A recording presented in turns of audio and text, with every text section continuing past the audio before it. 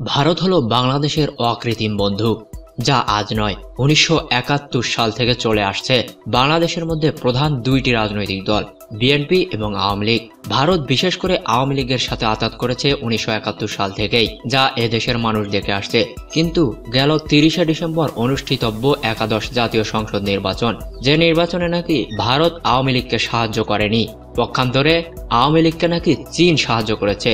মাননীয় প্রধানমন্ত্রী শেখ হাসিনা নিজ মুখেই এ কথা বললেন কেন? এই ভিডিওর শেষ পর্যন্ত দেখুন, তাহলে আপনারাই এর প্রমাণ পাবেন। বাংলাদেশের জন্য দুশ্চিন্তা, ভারত ও চীনকে কিভাবে একসাথে সামলাবেন শেখ হাসিনা। চীনের ওয়ান বেল্ট ওয়ান রোডে বাংলাদেশের যোগ দেওয়া নিয়ে ভারতের চিন্তিত হবার কোনো কারণ নেই বলেও মন্তব্য করেছেন বাংলাদেশের প্রধানমন্ত্রী শেখ হাসিনা। সম্প্রতি ভারতীয় টেলিভিশন চ্যানেল CNN নিউজ 18 এর সঙ্গে এক সাক্ষাৎকারে তিনি বলেছেন, এই মুহূর্তে সবার জন্যই অর্থনৈতিক দিকটি খুবই গুরুত্বপূর্ণ। তিনি বলেন, চীনের এই উদ্যোগের মাধ্যমে যোগাযোগ ব্যবস্থা বা কানেক্টিভিটির অগ্রগতি হবে এবং তার ফলে অর্থনৈতিকভাবে লাভবান হবে সবকটি দেশ। এই পরিকল্পনায় ভারতেরও যুক্ত হওয়া উচিত বলে শেখ হাসিনা মন্তব্য করেছেন। সাক্ষাৎকারে কি বলেছেন শেখ হাসিনা? CNN নিউজ 18 এর সঙ্গে প্রায় 25 মিনিট দীর্ঘ ওই এক্সক্লুসিভ সাক্ষাৎকারে শেখ হাসিনা বলেছেন, গোটা পৃথিবী এখন একটি গ্লোবাল ভিলেজে পরিণত হয়েছে। অর্থনৈতিক উন্নয়নের জন্য তাই কানেক্টিভিটি বাড়ানো খুবই প্রয়োজন, যা খুবই গুরুত্বপূর্ণ।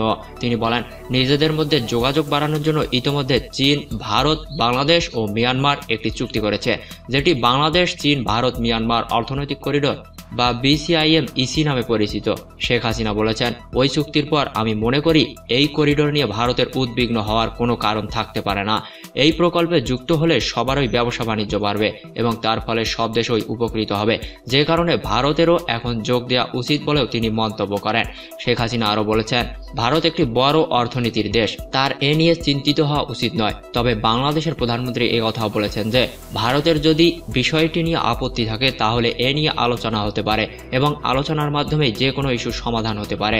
তবে আমরা আমাদের দিকটি নিয়ে বেশি করে ভাববো, কেননা ভারত আগে থেকেই একটি বড় অর্থনীতির দেশ, পাশাপাশি বাংলাদেশ ক্ষুদ্র ও স্বল্প অর্থনীতির দেশ, আর তাই আমাদেরটা নিয়ে আমাদেরকেই ভাবতে হবে।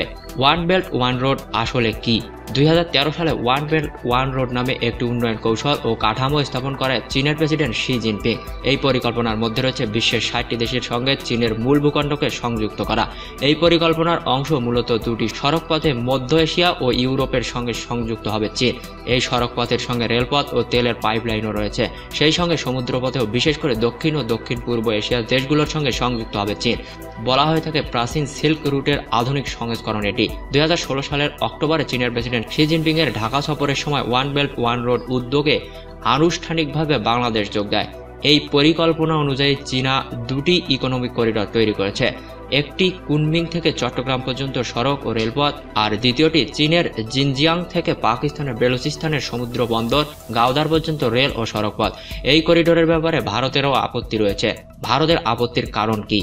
ভারতের প্রথম আপত্তির কারণ হলো চীন যে দুটি ইকোনমিক করিডর পরিকল্পনা করেছে তার একটি পাকিস্তান শাসিত কাশ্মীরের ভেতর দিয়ে যাচ্ছে। এ কারণে ভারত কয়েক বছর আগেই এই পরিকল্পনা প্রত্যাখ্যান করেছে।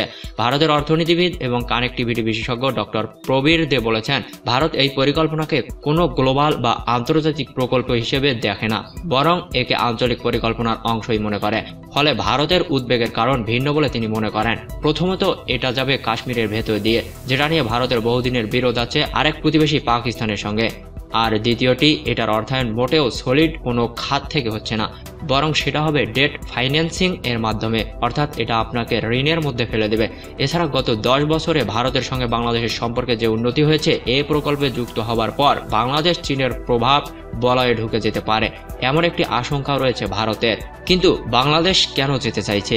বিশ্লেষকরা মনে করেন, গত এক দশকে বাংলাদেশের পররাষ্ট্রনীতিতে অর্থনৈতিক উন্নয়নের বিষয়টিকে সবচেয়ে বেশি গুরুত্ব দেওয়া হচ্ছে, আর সে কারণেই বাংলাদেশ সরকার চীনের এই প্রকল্পে যোগ দিয়েছে, যে কারণে ভারত সরকার রীতিমতোই চিন্তিত হয়েছে। ঢাকা বিশ্ববিদ্যালয়ের আন্তর্জাতিক সম্পর্ক বিভাগের শিক্ষক অধ্যাপক দেলোয়ার হোসেন মনে করেন, এই মুহূর্তে বাংলাদেশের কাছে অর্থনৈতিক উন্নয়নের গুরুত্ব বেশি হবার কারণে কেবল চীন নয়, আশেপাশের বিভিন্ন দেশের সঙ্গে সংযোগ গড়ে তোলাতেই বেশি গুরুত্ব দেবে বাংলাদেশ। ভৌগোলিক কারণে বাংলাদেশ যেহেতু ছোট একটি দেশ এবং সীমান্তের 3 দিকে রয়েছে ভারত, ফলে তার কিছু সুবিধা ও অসুবিধা দুই রয়েছে। সেই সীমাবদ্ধতা কাটাতে হলে আমাদের বাকি দুনিয়ার সঙ্গে সংযোগ বাড়াতে হবে। প্রধানমন্ত্রী শেখ হাসিনা কি বার্তা দিলেন ভারতকে এ প্রসঙ্গে? আসুন জেনে নিই। বিশেষজ্ঞরা মনে করেন সিএনএন নিউজ এটিএন এর সঙ্গে সাক্ষাৎকারে প্রধানমন্ত্রী শেখ হাসিনা ভারতকে তার নিজের দেশের অগ্রাধিকারের ব্যাপারটাই আরেকবার মনে করিয়ে দিয়েছেন। তিনি মোদীকে যেন ছিটকে ফেলে দিয়েছেন। এই মুহূর্তে বাংলাদেশের সঙ্গে ভারতের রাজনৈতিক সম্পর্ক ভালো, তবে একই সাথে বাংলাদেশের সবচেয়ে বড় ব্যবসায়িক অংশীদার দেশ হচ্ছে চীন। পাশাপাশি গেল একাদশ জাতীয় সংসদ নির্বাচনে বাংলাদেশের প্রধান রাজনৈতিক দল আওয়ামী লীগকে চীন সরকার কোটি কোটি টাকা দিয়েছে শুধুমাত্র নির্বাচন করার জন্য, আর এই নির্বাচনে আওয়ামী লীগ বিজয়ী হয়েছে।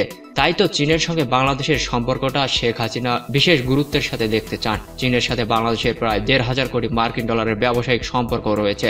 অন্যদিকে ভারতের সাথে বাংলাদেশের ব্যবসা চীনের তুলনায় ১/৩। সরকারি তথ্য অনুযায়ী চীন বাংলাদেশকে ২,৪০০ কোটি ডলারের ঋণ দেবে, যার বেশিরভাগই অবকাঠামো খাতে।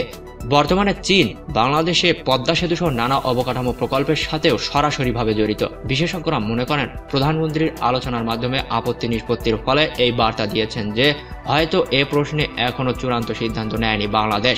তবে বাংলাদেশ যে নরেন্দ্র মোদীর দেশ ভারতকে ছিটকে ফেলে দিয়েছে তার কোনো আশঙ্কাই যেন নেই। সবশেষে একটি কথাই বলতে চাই, আর তা হলো ভিডিওটি যদি আপনার ভালো লেগে থাকে তাহলে অবশ্যই লাইকে ক্লিক করবেন। পাশাপাশি আপনার যদি মনে হয় ভিডিওটি কমেন্ট ও শেয়ারের উপযোগী, তাহলে দয়া করে আপনার গুরুত্বপূর্ণ কমেন্ট করে আমাদেরকে জানাবেন এবং শেয়ার করতে অবশ্যই ভুলবেন না। আর যদি এখনো আমাদের চ্যানেলটি সাবস্ক্রাইব না করে থাকেন তাহলে এক্ষুনি সাবস্ক্রাইব করার পর বেল আইকনে ক্লিক দিয়ে আমাদের এই পরিশ্রমের মূল্যটুকু দিবেন। আপনার কাছ থেকে এই পাওনাটুকুই আমাদের পরবর্তী কাজের উৎসাহ যোগাবে। এবারের মতো বিদায় নিচ্ছি। ধন্যবাদ। খোদা হাফেজ।